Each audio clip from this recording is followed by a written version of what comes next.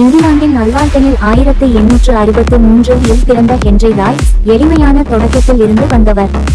5 குழந்தைகளில் இளையவராக இருந்ததால் அவரது தந்தையின் வணிகம் தோல்வியடைந்ததால் அவரது குடும்பம் நிதி பிரச்சனைகளை எதிர்கொண்டது. தனது குடும்பத்தை ஆதரிப்பதற்காக ராய்ஸ் சிறு வயதிலேயே வேலை செய்யத் தொடங்கினார்.